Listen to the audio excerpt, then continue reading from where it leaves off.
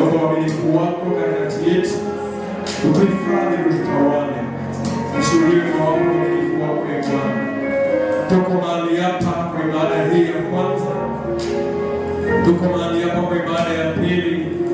Tunakushukuru kwa ibada ya watoto ambao Bwana majeshi tunakuombea watoto wetu wanapokusanyika katika ibada yao. Uwe pamoja nao, tumia walimu wao kuwafunza neno watakalolisikia e Bwana. Nashukuru Bwana majeshi kwa ajili ya huduma asubuhi hii na hata kwa ajili ya huduma ya kipindi cha pili. Uwe pamoja nasi, uinuliwe unapotawala maisha yetu. Ni kwa jina la Yesu Kristo tunaweza kuomba na kuamini. Amen.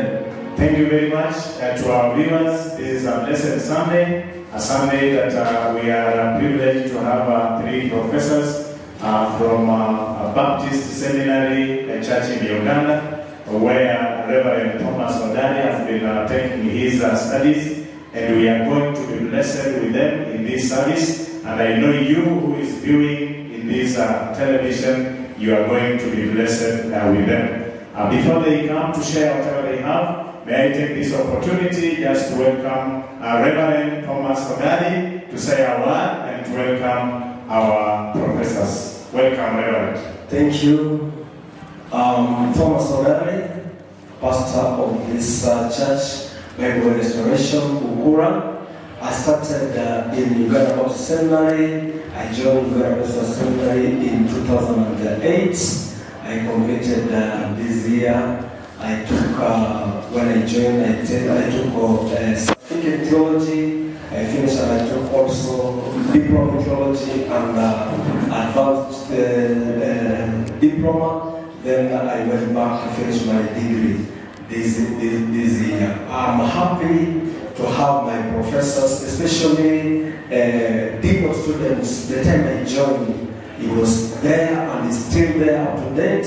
And today they came to follow up to see what I'm doing in this nation and in this sub-county and this sub-county. And I thank God because they are here with us. Viewers, I just want to appreciate what that seminary did in my life. It helps to apply the word of God in the right way.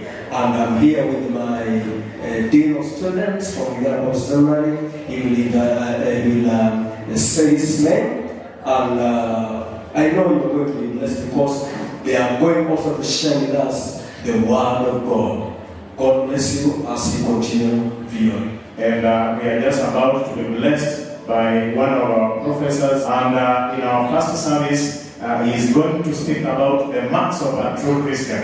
And that is what we want, because the world is mixed up with issues. We need to know who a true Christian is. Stay put and you'll be blessed.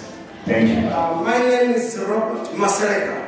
Anaitwa Robert Masereka. Masereka means a third born boy. Masereka inamaanisha mtoto wa tatu. So I want us to get in our Bibles in the book of Acts. Acts chapter 20 verse 17 through 21. Matendo mlango 20 kuanzia mstari wa 17 hadi 21.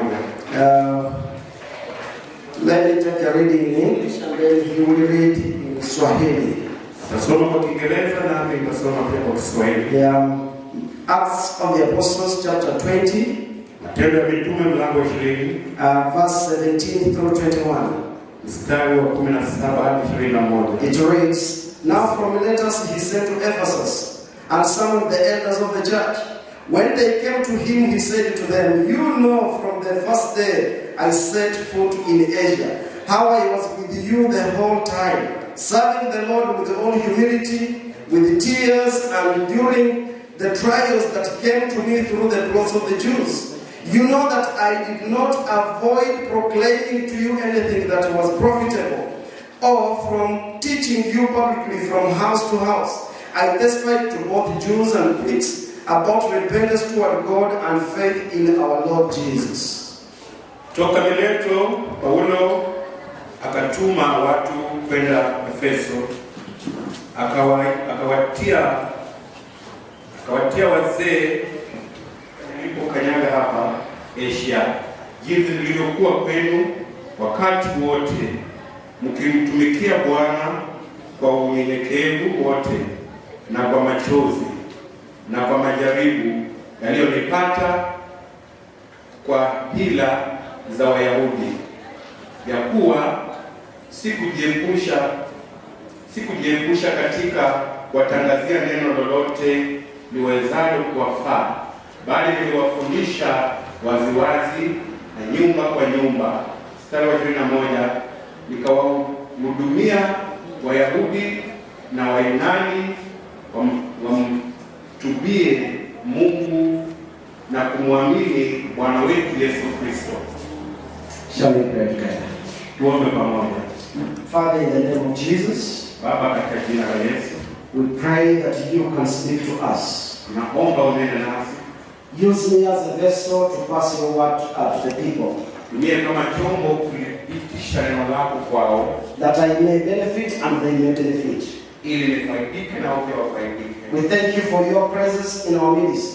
Shukuru kwa ajili ya uwepo wako katikati yetu. It is written in your word that where two or three shall gather, you will always be there. Andiko kwa neno lako kwamba mahali wawili watatu wamekutalia katika jina lako. And we know that your Holy Spirit is present here. Jua pia kwamba Roho wako Mtakatifu wako pamoja nasi. Speak to our hearts Nenea mioyo yetu and transform us. na utubadilishe. In the name of Jesus, we Katika pray. jina la Yesu Kristo. Amen. Amen. So what we are looking at today Wale tunatazama leo is characteristics of godly Christians, ni tabia za Mkristo wa kiungu or marks of a godly Christian. ama alama za Mkristo ambaye anamaanisha katika Mungu. When we look at the church in the world, Tunapotazama kanisa katika ulimwengu, we know that the work of the church is the initiative of Jesus. najua kwamba mtembeo wa kanisa ni ile uanzilishi wa Kristo. Jesus came to this world Yesu alikuja katika dunia to hii begin this wonderful work of which we are part today. kuanzisha hii kazi muhimu ambayo sisi ni sehemu leo. We see in the book of Matthew Naona katika kitabu cha Mathayo where he says mahali that anasema I will build my church kwamba nitalijenga kanisa langu and the works of the devil will not prevail na it. kazi za shetani hazitaniweza. And we see that from that time Natoka kuanzia wakati huo the church began kanisa likaanza and the church has expanded to the rest of the world. na kanisa limepanuka ulimwengu mzima. But when we look at the church generally, Lakini tunapoliangalia kanisa kwa jumla, we see that the church is not well. naona kwamba kanisa haliko sawa. We see that things are not moving right in the church. Naona kwamba mambo hayaendi sawa katika kanisa. Because we see that this wonderful work that Jesus started Na tunaona kazi hii kubwa ambayo Yesu began on alianzisha a very good note, ilianzia katika kiwango kizuri. that people went to the church, Watu walienda they kanisani, heard the gospel, wakasikia Injili, they mourned over their sins wakadilia dhambi and zao, repented. wakatubu. But today, Lakini leo we see that many people go to church, kwamba watu wengi wanaenda they kanisani, hear the gospel, wasikia Injili and they ignore their na sins. tunapuuzia And dhambi. because of that reason, Kwa sababu ya hiyo we sababu, see that the standard of the church has lowered below the standard of the world. naona kwamba kiwango cha kanisa kimeshuka mpaka kiwango cha dunia. When we see the way people do things in the church, Tunapoona vile watu wanafanya mambo we katika find kanisa, that they have lowered the level of the church, the standard of the church. naona kwamba wameshusha kiwango cha kanisa katika ulimwengu. Let me begin my sermon this way. Nianze mazungumzo yangu hivi. One time I went to attend a funeral. Siku moja nikaenda kuhudhuria It matanga. was a funeral of a church leader Ilikuwa matanga ya kiongozi wa in kanisa some parts of Western Uganda. katika sehemu ya magharibi ya Uganda. And when we attended the funeral, Tulipokuwa tukihudhuria and because matanga, this man was a church leader, kwa sababu alikuwa kiongozi wa he kanisa, spoke well. Everyone who came on the podium spoke well about this man. kila mtu aliyekuja katika mazungumzo alimnenea vyema. He said this man was a godly man. Sema mtu alikuwa mtu wa He kiungu, did this. alifanya He hivi, did the other. akafanya He lile, preached the gospel. Kahubiri He Injili. did, they decorated him with very good words. walimzungumzia mambo mazuri. And towards the end of the funeral, Tulipokuwa tunamalizia, there's one guy who came from where this man was serving God. kuna mtu mmoja alitokea mahali ambapo huyu mtumishi wa Mungu alikuwa anafanya And he kazi. said, we cannot leave this funeral before talking about this man. Akasema siwezi toka kabla ya kuzungumzia mtu huyu, Because this man was serving among us. kwa sababu mtu huyu alikuwa na hudumu katikati yetu. So they gave him an opportunity to talk. Akampa nafasi ya And kuzungumza then he rose up.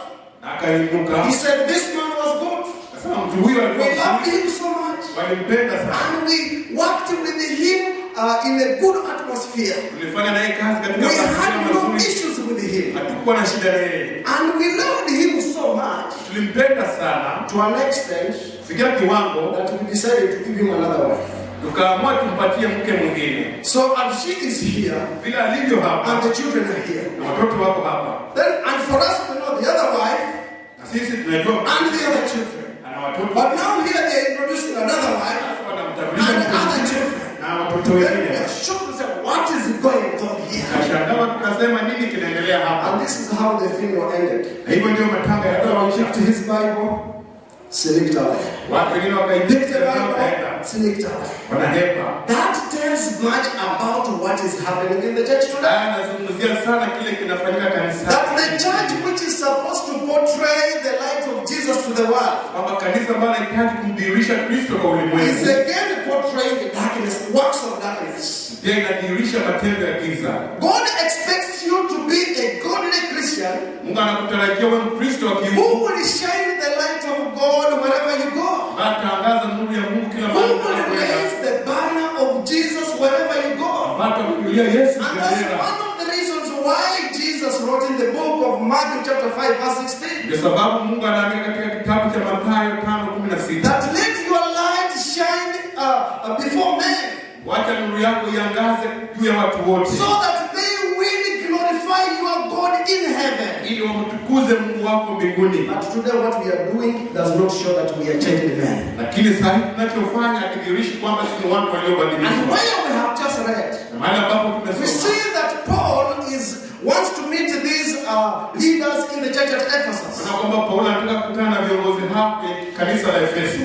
He's heading to Jerusalem so that the day of Pentecost may find him there. Anaelekea Yerusalemu ili kusherehekea Pentekoste. But he wants to meet these guys so that he can give them an important church that will help them to become godly Christians wherever they are. Anataka kukutana na viongozi hawa awazungumzie mambo ya kiungu ili wawe wadhihirisha Mungu. He wants to give them an important church because he knows that he will not have another church to meet them. Anataka kuwapa ushauri mzuri akijua huenda asikutane tena nao mara So nyingine. he wants to give them a good counsel that even when he is gone, these men will be successful in the work that he has. Anataka kuwapa ushauri mzuri ili hata yeye akishaondoka wabaki wakiendeleza injili ya ukweli. And that's what we are going to share here today so that we may be successful in the work that we are doing. Ndio tunaenda kushiriki leo ili tuweze kufanikiwa katika kazi hii ya injili. The work of the church is not for the pastor alone. Kazi ya kanisa sio ya mchungaji peke yake. The work of the church is not for leaders alone. Kazi ya kanisa sio ya viongozi peke yake. It is our work as all. Ni sisi wote kama washirika. So each one of us needs to act right. Kwa hivyo kila mmoja wetu anahitaji kufanya kazi Each kwa one of uaminifu. us needs to portray a godly character for the work of the church Kila to succeed. mmoja wetu adhirishe tabia njema inayoonyesha injili. Each one of us needs to portray a godly character so that we can have an impact in our society here. Nahitaji kudhihirisha tabia nzuri ili tuweze kuwa na mguzo kwa jumuiya. But if we do not portray a godly character, Lakini tusipodhihirisha tabia ya kiungu, people are not going to turn to Christ. watu hawatamgeukia Yesu. People are not going to come to Christ. Watu hawatakuja kwa Yesu. Because there is no reason why they should join us. Maana hawataona sababu ya kujiunga nasi. Because the way we do things is the same way they do things. Maana sisi tunafanya mambo ndivyo wanavyofanya The mambo way we yao. behave is the same way they behave. Tabia zetu zinafanana na tabia zao. People usually join a group where there's a difference.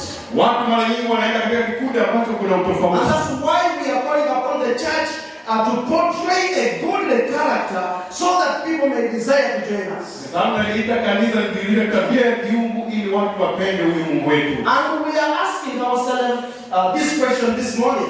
Tunajiuliza swali hili siku ya leo. What are the marks of a godly Christian? Ni nini alama za Mkristo ambaye ni wa kiungu? What are the characteristics of a godly Christian? Tabia gani za Mkristo wa What kiungu? should they see in your life and in my life for the world to know that I'm a godly believer? Ni nini wanataka waone ndani yako na ndani yangu ili wajue huyu ni Mkristo wa kiungu? What should they see in you and in me so that they can know, yes, this one is a man of God? Waone nini kwako na kwangu ili waseme ndio huyu ni mtu wa kiungu? What should they see in you and me so that they can know, yes, this one is a woman who is serving her God? Wataona nini kwako na kwako ili wajue huyu ni mwanamke ambaye anamtumikia Mungu wake. So we are going to see 5 things here in our Kuna text. mambo matano kwa muda huu ujao. Number 1. Ya kwanza, A godly Christian is marked by transparent integrity. Kristo wa kweli ana alama za kuwa mtu wa ukweli. He should be a man and a woman of integrity. Awe mtu wa tabia isiyo na maswali. That is verse 17 and verse 18. Mstari wa 17 na 18. It reads, let me read these 2 verses. Now from Miletus he sent to Ephesus and summoned the elders of the church. When they came to him, he said to them, "You know from the first day I set foot in Asia, how I was with you the whole time." Toka Mileto, Paulo akatuma watu kwenda Efeso. Akawaita wazee wa kanisa. Walipokuwa kwake, akawaambia, "Ninyi wenyewe mnajua tangu siku ya kwanza nilipokanyaga hapa Asia, jinsi nilivyokuwa kwenu wakati wote."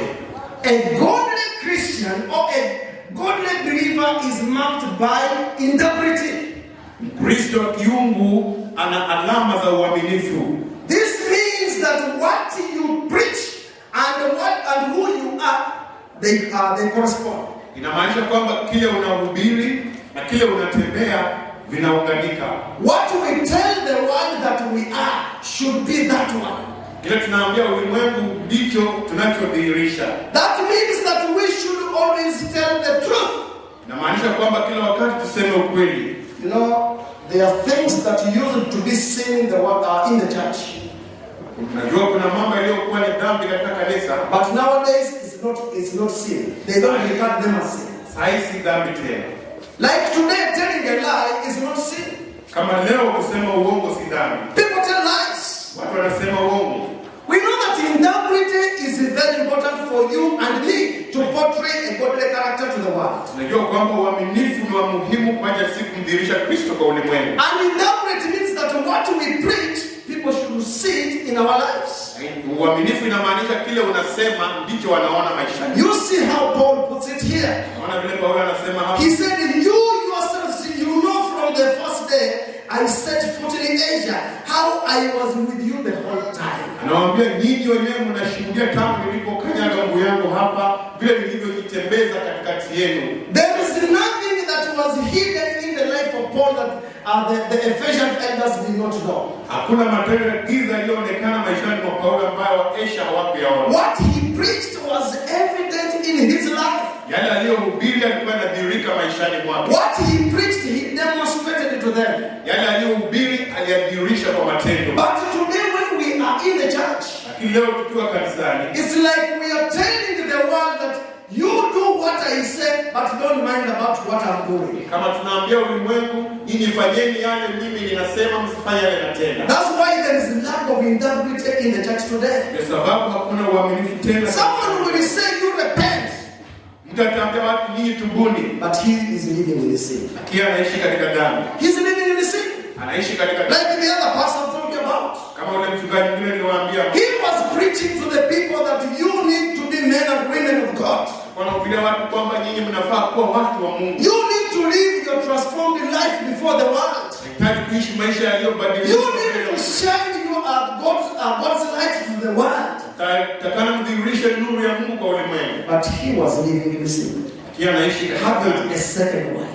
akiwa na mke wa pili. That's the problem. Hiyo ndio shida. You know, even in the church today, Unajua hata katika there are some people when they go to the stores, kuna Wakristo wengine wanapoenda kwenye maduka, they will pay the money, watalipa pesa, and the shop attendant will make the mistake of returning them more money than they should. na muuzaji atafanya makosa, warudishie mabaki ya pesa ambayo inazidi na ile inataka. And even they will know that they are cheating, but they will go and tell the world, God has blessed me today. Na watajua tu kwamba hapa nimedanganya, lakini anaenda kusema Mungu amenibariki leo. God has given me extra money. Mungu amenipa pesa ya You ziada. know the price of that commodity, Unajua bei ya hicho and you know that He kitu. has returned you more money. Unajua umepewa pesa But zaidi. you take it and you want to give people testimony that God has Wewe blessed you. unachukua na unaenda kupatia watu shuhuda kwamba Mungu amenibariki. These are the mistakes we make. Haya ndio makosa tunayofanya. You know, there is one guy, Ndio kuna mtu mmoja, one preacher who traveled in a bus. Mhubiri mmoja alitembea kwenye basi. And he was a preacher on TV. Alikuwa mhubiri na mhubiri kwa televisheni. And when he was in the bus, the conductor of the bus saw him. Akiwa pale mhudumu wa basi. Said, "Oh, this is the preacher that I normally watch on TV. Anasema huyu ndiye mhubiri wanaona kwa I'm televisheni. going to test him." Naenda kumjaribu. So he he paid money. Akalipa pesa. He paid this guy money. Akamlipa huyu mtu pesa. And the conductor gave him more than what he gave him. Na kondakta akampatia pesa zaidi kuliko ile ilitarajiwa. And when he looked at the money, alipotazama pesa, he wondered, he said, "What's going on here? akashangaa nini inaendelea. I gave him this amount. Nilipatia But kwa again, what he has given me is more than what he has. What he has given me is more than what I gave him." Yala amenirudishia zaidi ya yale niliyompatia. I said, "Okay, it's okay." Akasema So he folded the money and put it in the pocket. akakuja akaweka kwa mfuko. So when he reached where he was alighting, Alipofika mahali pa he called upon the conductor. kaita kondakta. "Conductor!" Kaita And the kondakta. conductor looked at him and said, "Have I not given you your change?" Naambia wewe sijakupatia He said, "No, cheti. I want to talk to you." Hapana, nataka He said, kuzungumzia. "What's the matter?" Muuliza nini He shida? said, "You know, I gave you this amount. Unajua nilikupatia pesa hii. And you returned more amount than I gave you." Ukanirudishia zaidi ya yale niliyokupatia. Then he said, "Okay, so how much are you supposed to give me?" Kamuuliza ni ngapi? He said, "This amount." So, "Okay, you give it to me." Akamwambia wewe. And he said, "I did it intentionally. Akasema nilifanya makusudi. Because I've watched your sermons. Sababu nimetazama ukihubiri. And I was testing you if you are that man of God that we should respect. Nilikuwa na kujaribu nione kama wewe mtumishi wa Mungu ambaye And if you had taken this money, kama ungechukua hii pesa, I was going to stop watching your messages. ningeachana na kuangalia vipindi zako kwa I thought televisheni. this is what is happening in the church. Hii ndio inafanyika kwenye We claim to be Christians, tunajitaja preaching the gospel, tukihubiri but we do not portray a godly character to our neighbors. lakini hatudhihirishi tabia za kiungu kwa majirani zetu. When you go to the neighbors, Ukienda kwa majirani they talk negative about us. wataongea mabaya, And this affects the population in the church. na hiyo inaathiri sana katika ongezeko wa kanisa, Because they see us as liars. maana wanatuona kama We wadanganyifu. claim to be Christians when we are not Christians. Tunajidai kwa Kristo ambao sio. Actually, let me just give you this one illustration and I give that one. Wacha nikupatie mfano mmoja alafu niachie. I was leading the church in Kampala. Nilikuwa naongoza kanisa kule Kampala. And then we decided to do the gospel evangelism. Tukaamua tufanye uinjilisti mlango hadi mwingine. And then I was in a group of 3 people. Kawa katika kundi cha watu watatu. And one of them was a choir member Mmoja alikuwa mmoja wa who waimbaji. was living in a slum area near our church. Bali alikuwa anaishi katika kitongoji kiduni pale karibu. Then I told my group that let us go to this one's place because she's the only one who come to our church from that area. Kaambia zangu waje tuende katika area ya jamaa huyu maana yeye ndiye anakuja kanisa. And yet there are many people who live there. Hali kuna watu wengi wanaokaa. She said, no, pastor, I think we should go the other side. Sasa bwana mchungaji nafikiri tuende hiyo pande She nyingine. wanted us to go to a place which is like 2 kilometers away from our church. Sasa tuende sehemu ambayo ni karibu. Then I said, why should we go far? Akamuuliza We need to do evangelism in the neighborhood of our church. inabidi tuanzie We uinjilisti had to be there for about 20 jirani wa minutes. kanisa letu.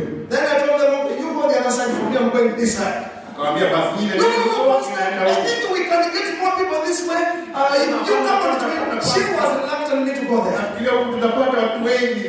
Then I insisted, and I said, no, you go. And I walked out. Akamwambia hapana, nyinyi nendeni, mimi nimesha. So I went to actually to the neighbors of her house. Nikaenda katika majirani wa nyumba yake. Then I started preaching the gospel. Kaanza kuhubiri injili. And these people asked me, which church do you come from? Akaniuliza mchungaji unatoka kanisa gani? Then I mentioned the church. Nikataja kanisa. Then I told them, by the way, Akasema even your neighbor so and so is a member of our church. hata jirani yenu fulani ni mshirika wetu. Then they said, that one is also a Christian. Akasema huyo pia ni Then I Mkristo. said, yes. Nikasema ndio. Then they said, if she's a believer, Kama wewe ni muumini. then we already believers even before we come to the church. Hata sasa ni waumini hata kabla hatujakuja hapo kanisa. We are believers even before we Sasa confess. ni waumini hata kabla Then I hatujakuja. said, what do you mean? Nikamwambia kwa nini They mnasema told hivyo? me stories that I don't want to tell you. Akaniambia hadithi ambazo huwezi kuzungumza. I left that place when I was totally demoralized. Nikatoka hiyo sehemu kama I was nimeshushwa. totally discouraged. Kama nimeshushwa. Actually, I was shedding tears. Kweli nilikuwa natoa to see the kind of image that she has portrayed to the aina ya ushuhuda ambao ametupatia katika it's lack of integrity. It's lack of integrity. The word of God should first act in our lives. Neno la Mungu kwanza lifanye We kazi get maishani mwetu. transformed. Tuhitaji And kubadilishwa. then so that every morning we are determined to live according to the standards of the word Ili of God. kwamba kila asubuhi tumejitolea kuishi kulingana That na what we do and that what we preach we should live. kwamba yale tunahubiri tuyaishi And hayo. this is the mistake that we make. Hayo ndio makosa tunayofanya. The question we are asking here. Swali tunaloliuliza hapa, When you look at your character, tunapotazama tabia zako, when you look at yourself, tunapokutazama how wewe, would your neighbors describe you? majirani zako watakui Can they describe you as a man and woman of integrity?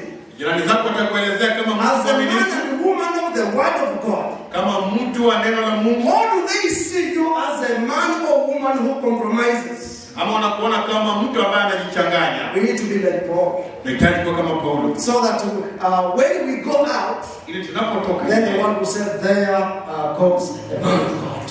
dunia itasema hapo There we see a woman who loves her God. tunaona mama ambaye There anapenda is a Mungu. child who loves the word of God and we see it in his life or her Tunaona life. mwana anayependa neno la Mungu na linadhihiri katika maisha And the yake, church will be effective. na kanisa litaathiri ulimwengu. Not only being transparent, Sio tu kuwa mtu mwaminifu. So thank you, our viewers. You've been just listening to wonderful and blessed preachers, our professors. And as we've heard from the first service, we've been spoken to about marks of a true Christian. This is the Bible Restoration Church. And if you want to find us, if you're coming from Mumias, you can come Mumias, Kisumu Road. When you reach Sabatia, you can take the road to Bukura and you will find a church, the Bible Restoration Church. To our viewers who want to connect to us from Kakamega, Shibuli, Bukura Road, when you reach Bukura, you travel down and you meet a church, the Bible Restoration Church. This is a place where lives are changed. This is a place where people meet Jesus. And I know our viewers also want to stand with our programs. There, when you can see our pay bill, our Lipa and Pesa pay bill is 40-21-847. I'll repeat so that you don't miss. It is 40-21-847. If you want to stand with us, you can use that pay bill to stand with our programs, Thanksgiving projects, and I know you'll be blessed. Our services start at 8:30 a.m. In the morning. They run up to 10:30, and then from 10:30 up to 1, we have our second service. Welcome all, and I know you will always be blessed. Thank you, and God bless you.